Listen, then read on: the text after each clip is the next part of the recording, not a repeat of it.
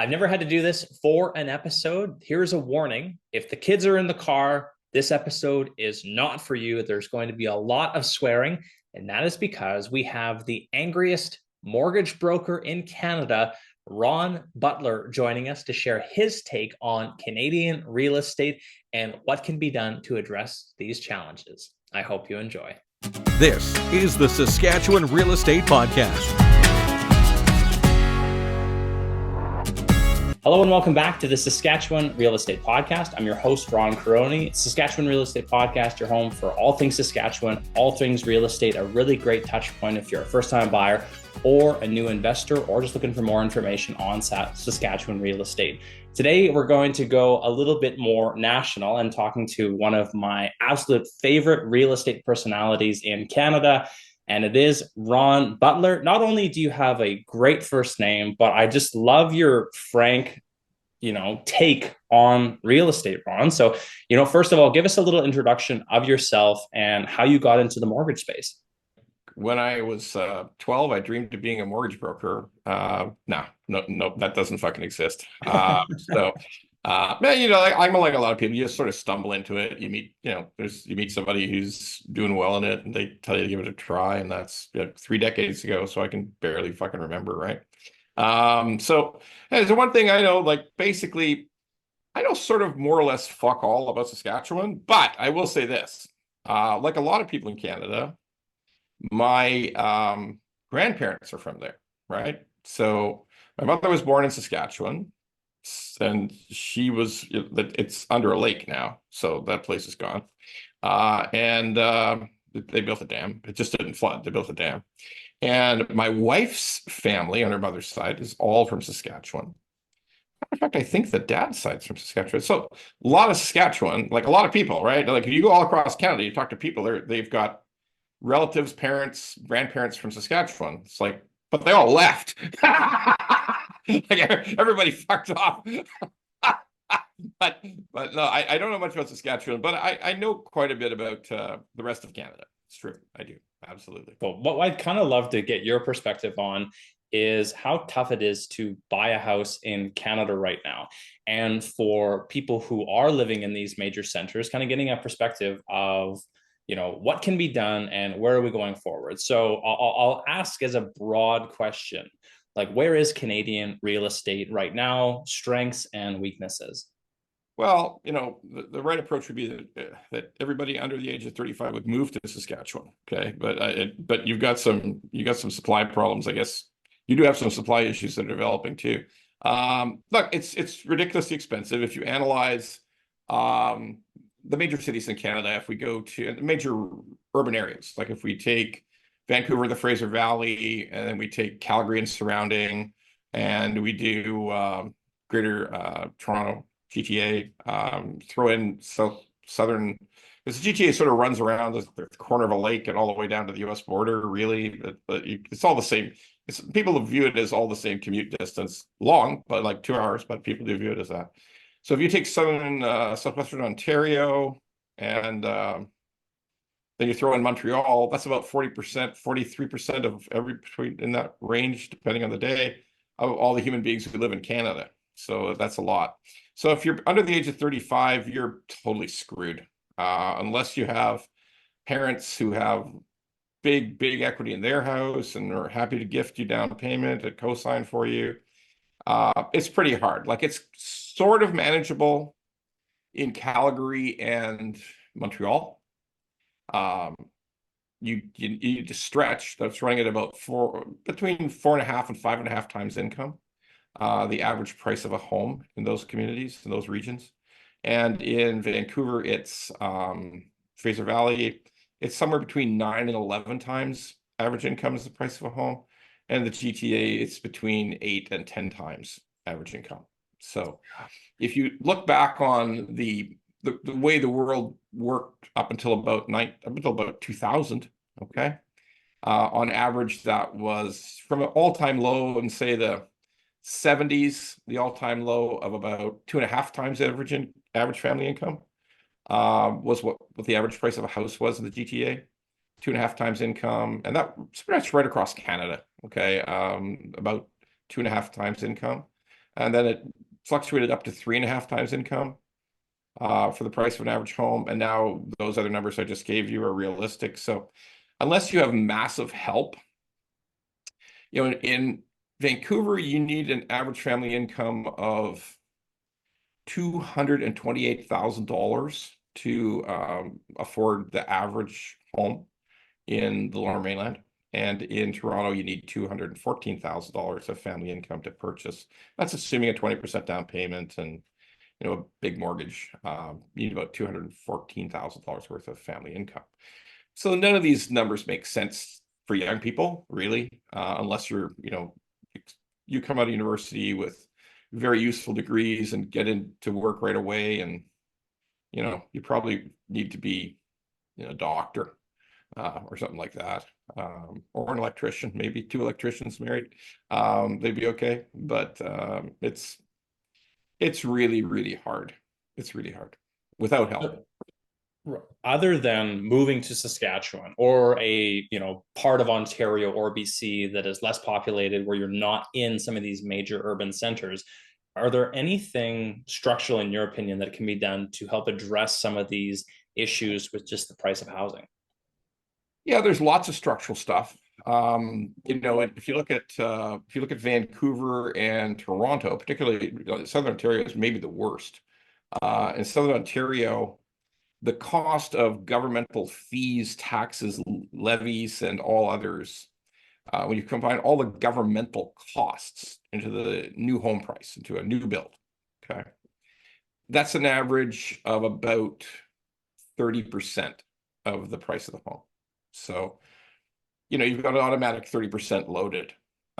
You have ridiculously high land cost in Lower Mainland and the GTA. Like, just the price of a lot in a distant suburb of Toronto. Like, we think about Toronto as where the Blue Jays play or where the Leafs lose. If we look at that, and you take that distance, if you drive 40 minutes away from there, the price of a lot in an existing subdivision, let's say you tore the house down, and what would be the price of the land?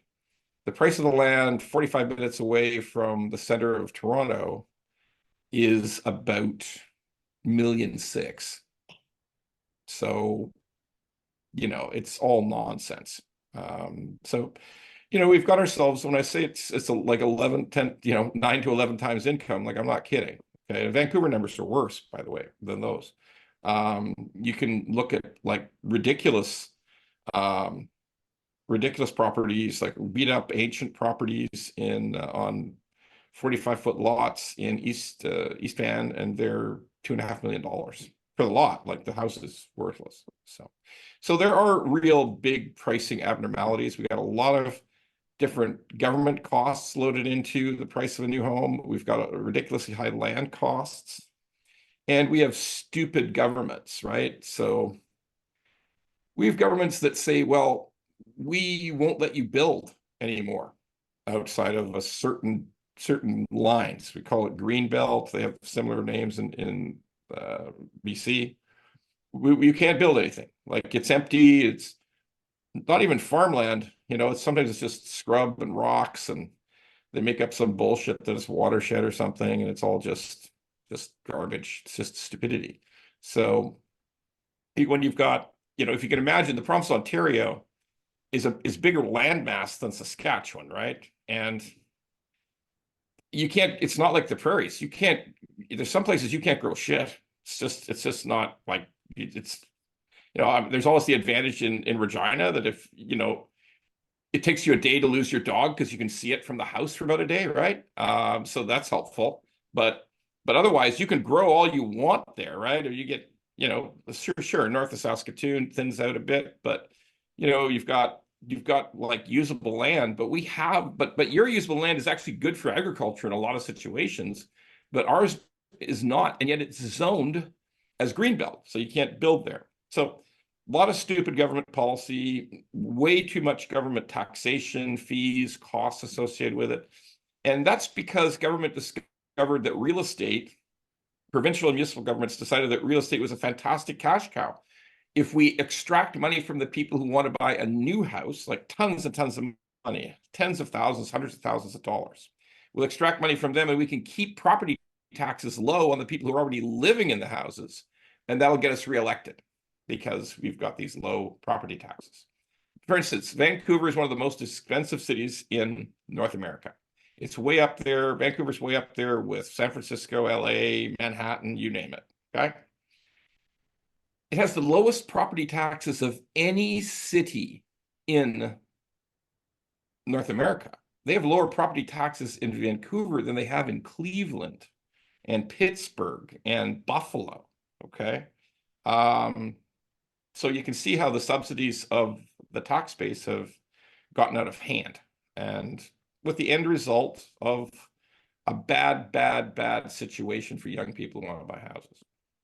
So a young person comes to you and they say, hey, Ron, like, what advice would you give to me to help me buy a house? Other than moving, is there anything that can be done for these people who are living in these centers where it's just incredibly overpriced? Yeah, we often recommend the hot tub time machine. So you can go back and make sure that your parents, when they were young, buy a couple of houses. Okay.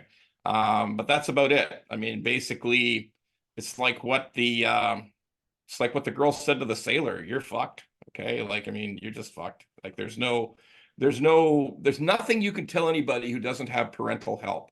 Like you can't turn no, there's all kinds of stupid conversations you get online, on Twitter, on social media. Oh, you just need to save more.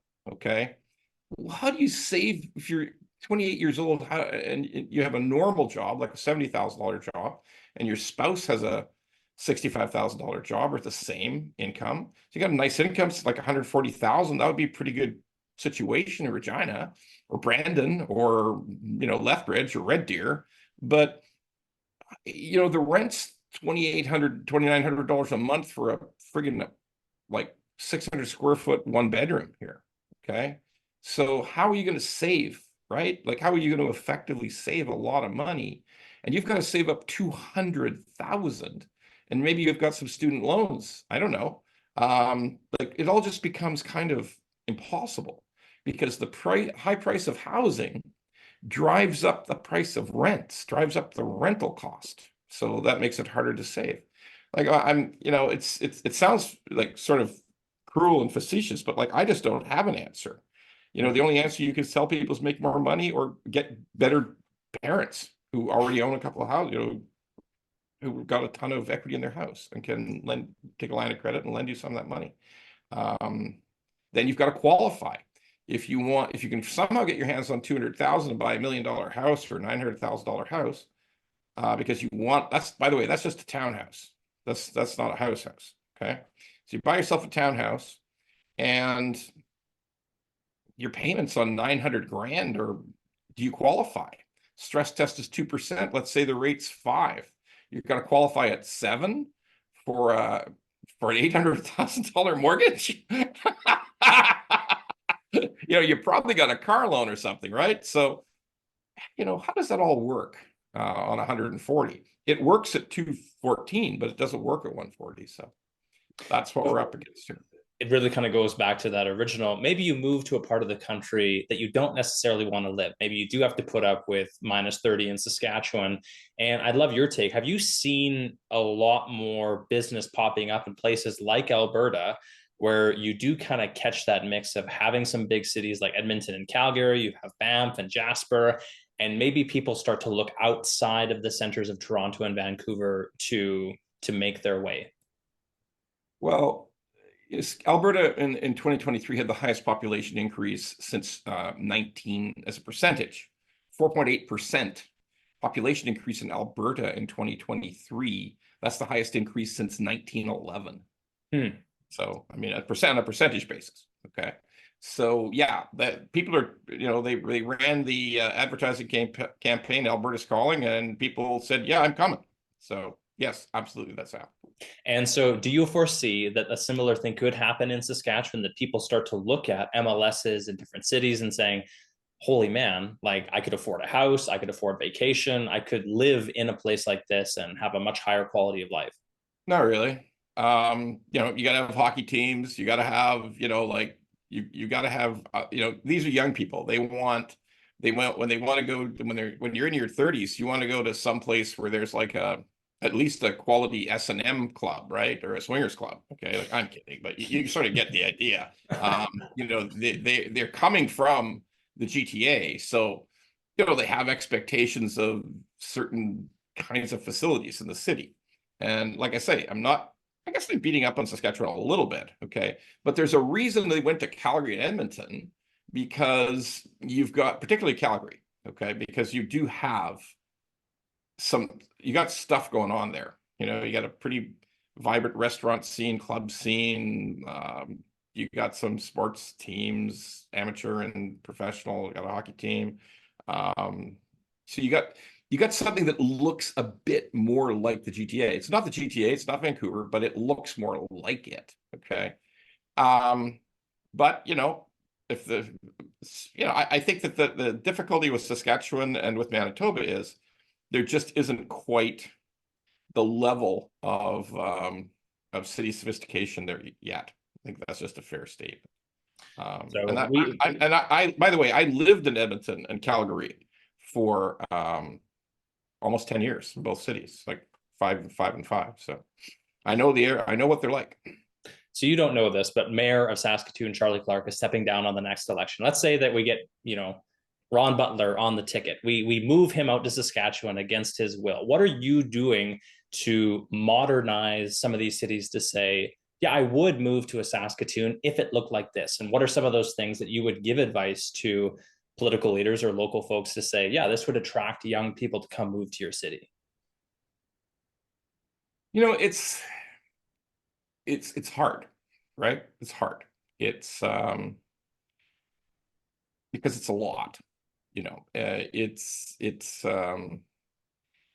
you know, think about the States for a minute. You can have a relatively small city like a Cincinnati, and it has a couple of different sports teams that people can drive to. Like you can even drive to Cleveland to watch the NFL. I mean, like it's just there's a lot going on. Like I'm not pretending that everybody who's 30 years old just wants sports teams. That's not true. But there's just a lot. You know, there's a lot, and I know people get pissed off when you're sort of beating up on a community and say, well, you just don't have enough. But you know, there's another upside of that is I think any young person could buy a house in Saskatoon. Is that true? Not quite, but yeah, close. So what's the average price of a single family home in Saskatoon? Probably looking at like 380. 380s. Okay. So probably there's something for 350, right? Yeah, on a side of town you might not want to live, but yes. Okay. So 350, that's, you know, probably 2.75 average family income. It depends. There are a lot of folks here who do hold a lot of service sector jobs, and these are the people who, when they want to go into the market, it's a little harder to get them in. Your professionals, like in your example, if we have like a nurse and a firefighter, you have no issue affording a good house in a good neighborhood in Saskatoon. Well, what about like the assistant store manager at co-op and somebody who works in a bakery? I mean, that's Yeah, still only about 5 times that's only about 4.5 times income, right? Or maybe even 4 times income, right? That's like manageable. Yeah. So, you know, there is that advantage. You know, you've got to look at the situation of these people, and I don't think rents are through the roof. Is a 1-bedroom apartment $2,800? No, not 2,800. So people can actually save some money, right? I mean, you could actually save some money up. Okay. Like we got basement suites going here for like basements, like dark basements here going for like 1,900, 2,100 a month. I got a feeling a basement suite in Saskatoon is probably not that bad, right? So, you know, it's just easier to save money. So if that's your advantage is it is affordable, but most importantly, it's affordable. And when rates go back down into the fours, it's affordable, and you could still live after you bought the house, right? You could do a high ratio mortgage, get a rates for say 3.99 next year. And you know, maybe by then our company will open up in Saskatchewan so that we could offer you much better rates to your folks there. No offense. But like you know, if you're 399 high ratio mortgage on a 350 house, I mean, you can do it, right? I mean, you could find a way to do it. So I rather suspect we'll have those rates a year from now.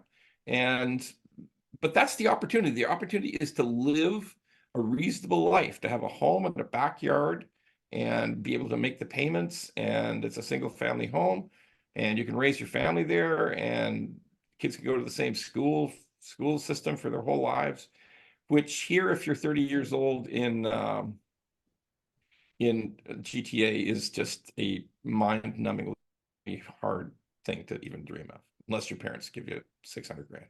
Let's continue on with the idea of what we might see in the future. So if you were just to like project to the end of the year, I think it's you who says that predictions are a crap business. Yeah, they are. But if we are looking forward, what are we seeing from real estate prices? And you kind of made a little prediction there with where we might see rates kind of coming up to the end of the year. Just give us an overview on those two things. I mean, end of the year, Bank of Canada rates down about 1%, if not a little bit more. And so that's down. HELOCs are down, therefore HELOCs are down. Fixed rate mortgages, you'd probably be able to get yourself a high ratio fixed rate, 5-year fixed rate for about 419, 429. That's probably what we'll see by the end of the year. Real estate prices, it's very regional, like it's super regional. Like for all I know, Calgary could continue to go up. Edmonton, I think, is a little flat, but Calgary could continue to go up. Vancouver, probably steady state, maybe a little up. But GTA, you know, sort of bets are off in southwestern Ontario because we just had too much of a run up in 2021, early 2022. The prices just went too high. And even at 4%, it's probably needs to maybe even come down a little. I mean, don't get me wrong, there'll be a little burst of activity in the spring in Ontario, but you know, until we get to really sub 4.5% rates, probably no price increases in Ontario. I don't see. Before we get to your contact details, Ron, for people who are living outside of Saskatchewan, because you're not currently in Saskatchewan, correct? No, we're not licensed in Saskatchewan and Manitoba. Although I got people bugging me to do it, so I might end up doing it. Then you'll have to figure out how to offer 499 or 4 are we right now? We're 489 on a 5-year high ratio. So you'll have to figure out how to compete with that. Just excellent service. Isn't that what all the other brokers tell you? Yeah, they're full of shit too. Like what the fuck does service mean on a high ratio mortgage? You're either in or you're out, right? You either qualify, you don't qualify, right? Right? Like no, yes, no. Like that's how it works, doesn't it? That's how it works. So if you qualify, why wouldn't you want the lowest rate? I mean, you're going to need the same documents from me as from anybody else. And, you know, so what service? Service is, you know, if you go with a regular broker, they're going to make full pop pay. So on a 350 mortgage, they're going to make, $3,800 and they're going to be able to send you a little gift. I'm going to make $1,750 and I'm not going to send you fuck all gift. Okay. But you know, you're going to get 489 on a high ratio 5-year fix. So, so the service thing, I don't know. Sometimes I don't know what that means, but I guess that's me talking my book, right? So before we get to the contact details, what advice would you give to a younger version of yourself if you could go back to young Ron Butler, and what advice would you give? Investment banking. Investment banking, cap markets, investment banking. Screw this mortgage bullshit. Yeah, they would go in a whole different direction. So. Okay, I've never gotten that one before. And lastly, how would really? You're not talking to old enough brokers, or you're talking to old brokers who are just never figured out they did the wrong thing. Okay, so what can I tell you? Hey, listen, let me just tell you what. For a broker, if I was to tell you don't get me wrong, there's a lot of people making a lovely living. Okay, I'm not suggesting that I haven't made money or that there's people who don't make money in this business, but let's face facts. if you're becoming a mortgage broker, you've selected a career in which you are guaranteed there will be a new set of deadlines every week. Every single week, there'll be a new set of deadlines to fight for. It'll never stop. It'll never end. And is that a pleasant way to earn your living? I don't know. And finally, you could hope for repeat business, but if the lender that you put the client with produces a renewal that is very aggressive, or matches every offer you make, you're not going to repeat with the client either, or you're only going to repeat with about a third of them. Okay, so you're taking on a business in which you've got a new deadline, multiple deadlines every week that you got to try to hit. You've got things that can go wrong that are outside of your ability to fix. You get an inspection report where there's asbestos and the client waived financing already. What do you know?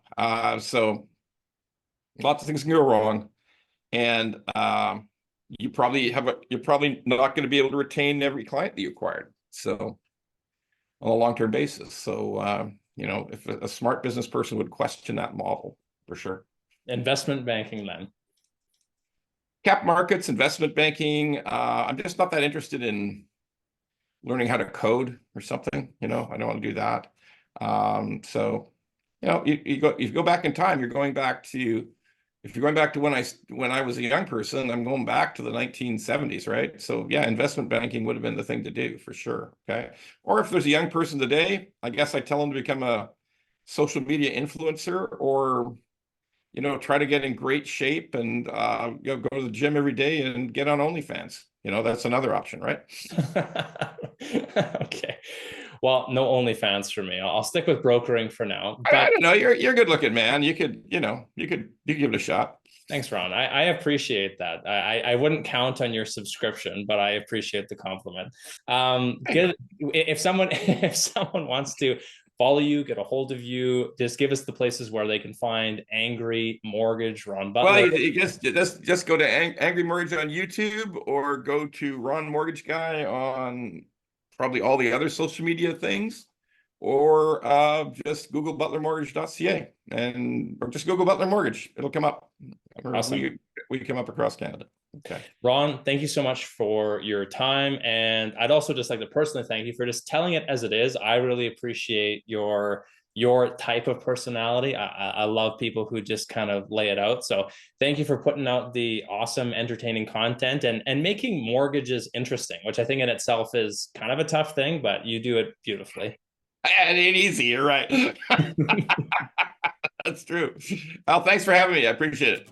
Thanks for checking out this episode of the Saskatchewan Real Estate Podcast. I hope you found some value here. And if you did, make sure to like and subscribe to the video to never miss our future episodes. If you're in the market for a renewal, purchase, or refinance in Saskatchewan, I am a licensed mortgage broker and would be more than happy to help you out on your next transaction. Until next week, I'm Ron Caroni, your Saskatchewan mortgage professional. Bye for now.